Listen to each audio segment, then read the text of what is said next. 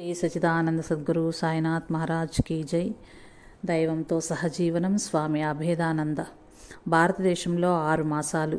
నిర్మలానంద స్వామి 1906 జనవరి 27వ తేదీన భారతదేశం తిరిగి వచ్చారు. ఆయన స్థానే అభేదానంద స్వామికి సాయపడటానికి బోధనానంద స్వామి ఏప్రిల్ 15వ తేదీన న్యూయార్క్ పంపబడ్డారు. పాశ్చాత్య దేశాలలో 10 సంవత్సరాల నిరంతర కృషి ప్రయాణాల తర్వాత అభేదానంద స్వామికి కొద్ది కాలమైన భారతదేశం సందర్శించాలనే ఆకాంక్ష కలిగింది. ఆయన న్యూయార్క్లో 1906 మే 16వ తేదీన బయలుదేరి లండన్లో ఓడలు మారి శ్రీలంకలోని కొలంబోకి జూన్ 16వ తేదీన చేరుకున్నారు. ఓడరేవు వద్ద రామకృష్ణానంద స్వామి, పరమానంద స్వామి, బ్యారిస్టర్ త్యాగరాజు చికాగో సర్వమత సమ్మేళనంలో బౌద్ధమత ప్రాతినిధ్యం వహించిన అంగారిక ధర్మపాలుడు అభేదానంద స్వామికి స్వాగతం పలికారు. జూన్ 18వ తేదీన అక్కడి వివేకానంద సొసైటీ వారు అభేదానంద స్వామికి ఘనంగా స్వాగత సభ ఏర్పాటు చేసి గౌరవించారు. అక్కడ ఆయన భారతీయ కళలలో విద్వాంసుడైన ఆనంద కుమారస్వామి అనే వ్యక్తిని కలుసుకుని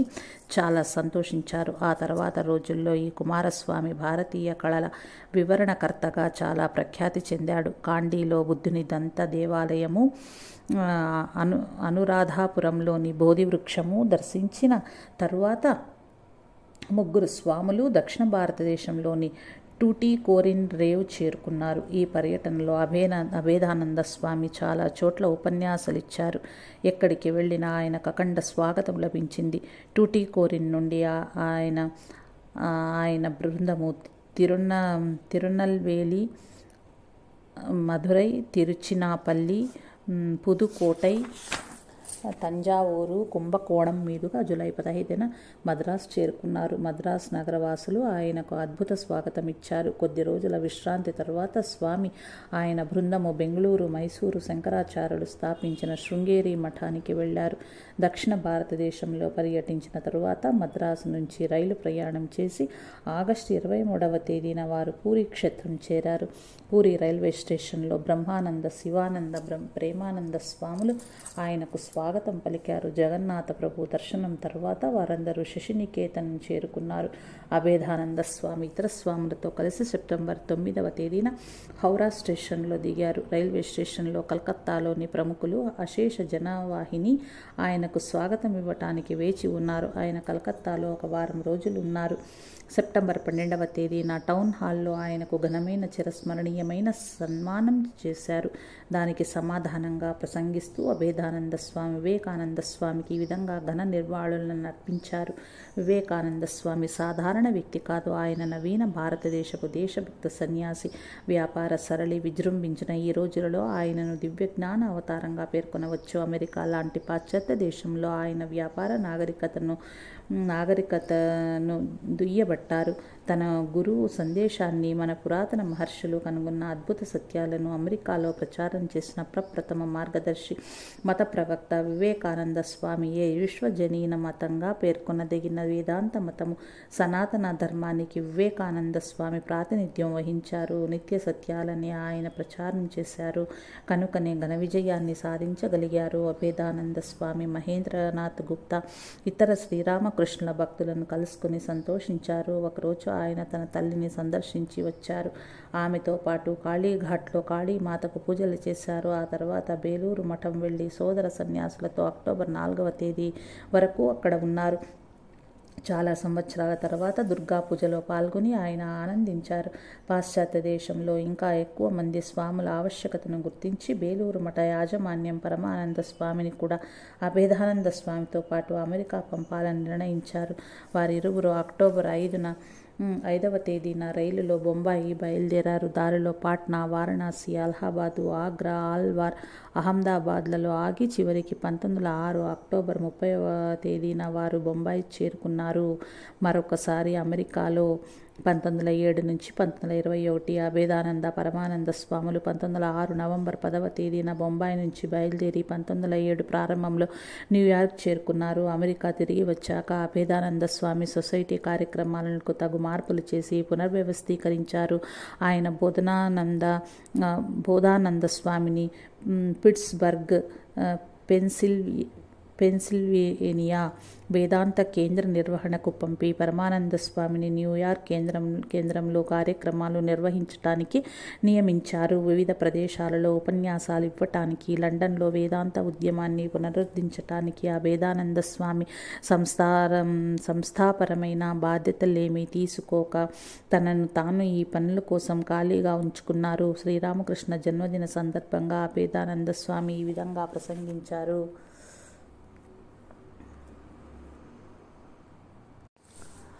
బుద్ధుని బోధనల సారాంశము క్రియాశీలకమైన ఆత్మత్యాగం. శ్రీకృష్ణుని లక్ష్యం ప్రపంచానికి దివ్య ప్రేమను చాటి చెప్పటం. ఈ యుగంలో సమన్వయ సందేశాన్ని మానవాళికి తెలియచేయటమే శ్రీరామకృష్ణుడు సాధించిన మహత్కార్యం. ఆయన సంస్కరించటానికి కాక ఏకత్వం సాధించటానికి అవతరించారు. ప్రపంచ మతాలన్నీ పరస్పర వ్యతిరేకాలు కావని, అవన్నీ ఒక్కటేనన్న అద్భుత సత్యాన్ని వారు తెలియజేశారు. అన్ని మత సిద్ధాంతాల వాదనల వెనుక వాటికి ఆధారంగా ఒకే నిత్య సత్యం ఉందని గురుదేవులు కనుగొన్నారు. చరిత్రలో ఇంతకు ముందెన్నడూ ఇటువంటి మహానుభావుని గురించి వ్రాయబడలేదు. ఇటువంటి మహానుభావుడు ఇంతకు ముందెన్నడూ ఉద్భవించనూ లేదు. న్యూయార్క్ నగరంలో 1907 మార్చి 2వ తేదీన వేదాంత సొసైటీ కొరకు 105 పడమర 80వ వీధిలో ఒక గృహం కొనబడింది. అది 5 అంతస్తుల భవనం. ప్రతి అంతస్తులోనూ 2 గదులున్నాయి. అన్నింటికంటే క్రింది అంతస్తులోని 2 గదులను ఒకటిగా చేసి ఉపన్యాస హాలుగా వాడేవారు. పై అంతస్తుల్లోని గదిలో కొన్నింటిని అద్దెకిచ్చి సొసైటీ నిర్వహణకు ఆ ధనం ఉపయోగించేవారు. ఈ సమయంలో సొసైటీ సభ్యులు వేదాంత విద్యార్థుల సాధనా సమావేశాలు జరపటానికి ఒక స్థలం కొనాలని నిర్ణయించారు. దానికి అనుగుణంగా కనెక్టికట్లోని సుందరమైన కుగ్రామం వెస్ట్ కార్న్వాల్ దగ్గరగా బర్క్షైర్ పర్వత ప్రాంతాన 370 ఎకరాల స్థలం కొనబడింది. అది న్యూయార్క్కి 107 మైళ్ళ దూరంలో ఉంది. దాన్ని చేరటానికి 4 గంటల ప్రయాణం చేయవలసి వచ్చేది. బర్క్షైర్ ఆశ్రమాన్ని అభేదానంద స్వామి 1907 మార్చి నెలలో ప్రారంభిస్తూ ఈ ఆశ్రమం అత్యంత ఆకర్షణీయంగా ఉంది అన్నారు. అభేదానంద స్వామి వేదాంత సొసైటీ బాధ్యతలను పరమానంద స్వామికి అప్పగించి 1907 జూన్ 26వ తేదీన లండన్ వెళ్లారు. జూలై 2వ వారంలో ఆయన లండన్ పరిసర ప్రాంతాలలో వివిధ ప్రదేశాల్లో తన యోగ తరగతులను, వేదాంతోపన్యాసాలను ప్రారంభించారు. ఆయన 1907 సెప్టెంబర్ 6వ తేదీన న్యూయార్క్ తిరిగి వచ్చారు. వివేకానందుని ఐరిష్ శిష్యురాలు సోదరి నివేదిత అభేదానంద స్వామిని చాలాసార్లు కలుసుకుని భారతదేశంలో తన కార్యక్రమాల సాధక బాధకాల గురించి చర్చించేది. లండన్లో జూలై 1వ తేదీన వేదాంత సొసైటీని 22 కండ్యూట్ వీధిలో అభేదానంద స్వామి ప్రారంభించారు. ముందుగా సోదరి నివేదిత మాట్లాడింది. ఆ తర్వాత అభేదానంద స్వామి వేదాంత తత్వ చరిత్రను, ఆశయాలను వివరిస్తూ ఉపన్యసించారు. ఈ పర్యటనలో స్వామి ప్యారిస్ని చాలా రోజులు సందర్శించారు. ఆ తర్వాత ఆగస్టు 21వ తేదీన న్యూయార్క్ తిరిగి వచ్చారు. అభేదానంద స్వామి సెప్టెంబర్ 1908లో చికాగో, డెన్వర్, కొలరాడోలలో ప్రసంగించడానికి వెళ్లారు. మరలా న్యూయార్క్కి అక్టోబర్ 24వ తేదీన తిరిగి వచ్చారు. స్వామి శిష్యురాలు సోదరి అవవామియా అనే మహిళ 1908 చివరిలో ఆస్ట్రేలియాలోని సిడ్నీలో ఒక వేదాంత సొసైటీని ప్రారంభించింది. పరమానంద స్వామి బోస్టన్లో మరొక వేదాంత కేంద్రాన్ని ప్రారంభించి న్యూయార్క్ కేంద్రంతో సహా ఈ రెండింటిని నిర్వహించేవారు. పర్యటనలో లేనప్పుడు అభేదానంద స్వామి న్యూయార్క్లో కానీ బెర్క్షైర్ ఆశ్రమంలో కానీ ఉండేవారు. అభేదానంద స్వామి 1908 ఫిబ్రవరి 29వ తేదీన లండన్ తిరిగి వచ్చారు. అక్కడ ఒక నెల ఉన్న తర్వాత పారిస్ నగరానికి వెళ్ళి అక్కడ ఒక వేదాంత సొసైటీని స్థాపించారు. 1 నెల రోజుల ఉపన్యాసాలు, తరగతుల నిర్వహణ తర్వాత అభేదానంద స్వామి మే 6వ తేదీన లండన్ తిరిగి వచ్చారు. మరుసటి రోజు ఫ్రాంక్ డోరక్ అనబడే ప్రఖ్యాతి చెందిన జెకోస్లావేకియా కళాకారుడు అభేదానంద స్వామిని కలవటానికి వేదాంత కేంద్రానికి వచ్చాడు. అభేదానంద స్వామి అభ్యర్థన మేరకు డ్వోరక్. ఆ తరువాత శ్రీరామకృష్ణ శారదామాతల చిత్రపటాలను ఆయిల్ పెయింటింగ్ చేశాడు. అవి ఈనాటికి కలకత్తాలోని రామకృష్ణ వేదాంత మఠంలో భద్రపరచబడి ఉన్నాయి. అభేదానంద స్వామి జూన్ 26వ తేదీన తిరిగి న్యూయార్క్ వచ్చారు. అభేదానంద స్వామి అక్కడ చేసిన మరొక ముఖ్య కార్యక్రమం న్యూయార్క్లో 1909లో ఇండో అమెరికన్ క్లబ్ స్థాపించటం. తద్వారా భారతీయ విద్యార్థులు అమెరికన్ స్నేహితులు కలుసుకుని సన్నిహితులవటానికి మంచి సౌలభ్యం కలగజేశారు. అభేదానంద స్వామి 1910-11లలో ఎక్కువ కాలం బెర్క్షైర్ ఆశ్రమంలోనే ఉండేవారు. అప్పుడప్పుడు న్యూయార్క్ వెళ్ళేవారు. ప్రతి ఆదివారం క్రమం తప్పకుండా ఉపన్యాసాలు ఇవ్వటమే కాక యోగా ధ్యాన తరగతులను నిర్వహించేవారు. అభేదానందులు న్యూయార్క్లో దీర్ఘకాలం లేకపోవటం వల్ల సొసైటీ ఆదాయం తగ్గిపోయింది. సొసైటీ నిర్వహణ ఖర్చుల నిమిత్తం సొసైటీ భవనంలో చాలా గదులు అద్దెకి ఇవ్వాల్సి వచ్చింది. ఇంతలో పరమానంద స్వామి శాశ్వతంగా బోస్టన్ వెళ్ళిపోయారు. అదేవిధంగా అభేదానంద స్వామి 1911 మే 5వ తేదీన శాశ్వతంగా బెర్క్షైర్ ఆశ్రమానికి మరలారు. ఆయన జూన్ 12వ తేదీన బ్రహ్మానంద స్వామికి జాబు రాస్తూ ఇంకొక స్వామిని న్యూయార్క్ సొసైటీ నిర్వహణకు పంపవలసిందిగా అడిగారు. తదనుగుణంగా 1912లో బోధనానంద స్వామి న్యూయార్క్ వేదాంత సొసైటీకి అధిపతిగా నియమించబడ్డారు. ఉపన్యాసాలు ఇవ్వటం కోసం అప్పుడప్పుడు వేరే గ్రామాలకు నగరాలకు వెళ్ళటం తప్పితే దాదాపు 1912 నుంచి 1919 వరకు ఎక్కువ కాలం అభేదానంద స్వామి బెర్క్షైర్ ఆశ్రమంలోనే గడిపారు. మిసెస్ మేరీ లిపేజ్ సోదరి శివాని తన పుస్తకం అమెరికాలో స్వామి అభేదానంద అనే పుస్తకంలో ఈ విధంగా వ్రాశారు. బెర్క్షైర్ ఆశ్రమం అతి సుందరమైంది. ఆ ఆశ్రమం 370 ఎకరాల విశాల ప్రదేశంలో చక్కటి పచ్చిక బయళ్లతో సెలయేళ్లతో చిన్ని కొండలు ఒక వాగు కలిగి ఉండేది. చిన్న చిన్న మరమ్మతులు చేయవలసిన 2 పాత ఇళ్ళు స్వామి తన మనస్సులో బాగా అభివృద్ధి చేసి ఉపయోగించుకుందామనే బళ్ళు నిలపటానికి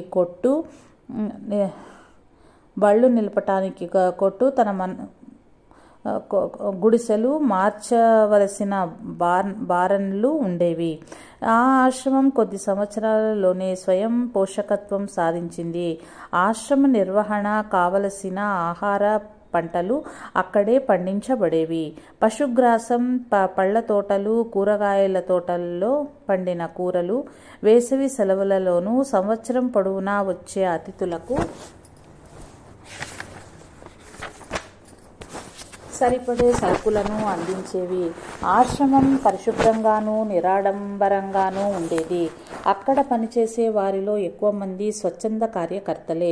వారికి అవసరమైన శిక్షణ, వారి దృక్పథాన్ని అనుసరించి వారు చేయవలసిన పనులు ఒక పద్ధతి ప్రకారం వారికి తగిన విధంగా ఉండేటట్లు స్వామి చూసేవారు. ఆశ్రమ వాసులలో ఎప్పుడూ వడ్రంగం తెలిసిన వారో ఏదో ఒక వ్యాపారం వృత్తి విద్యను గురించి తెలిసిన వారో ఉండేవారు. కిరాయి కూలీలు లేకుండా ఆశ్రమం చక్కగా నిర్వహించబడేది. ఎప్పుడూ ఏదో ఒక కష్టమైన పని చేయబడుతూనే ఉండేది. ఏదో ఒక కొత్తది నిర్మించబడుతూ ఉండేది. ఏదో ఒక ప్రణాళిక వేయబడుతూ ఉండేది. ఏది ఎన్నడూ పూర్తయ్యేది కాదు. ఒక పని అయిన వెంటనే మరొక పని ప్రారంభించబడేది. కర్మయోగ అభ్యాసానికి ఒక పాఠశాల అంటూ ఏర్పరచవలసి వస్తే అది ఈ ఆశ్రమమని చెప్పవచ్చుననే విధంగా కార్యక్రమాలు నిరంతరం జరుగుతూ ఉండేవి. అభేదానంద స్వామి గొప్ప మేధావి, వక్త, మంచి రచయితయే కాక కష్టించి పనిచేసే అనుభవశాలి. ఆయన తన శిష్యులకు వారి జీవితాలలో కర్మ, ధ్యాన, యోగాలను సమన్వయం చేయటంలో ఎలాగో నేర్పేవారు. స్వామి 1912లో తన దినచర్య పుస్తకంలో ఈ విధంగా మంచి ఆసక్తికరమైన విషయాలను వ్రాసుకున్నారు.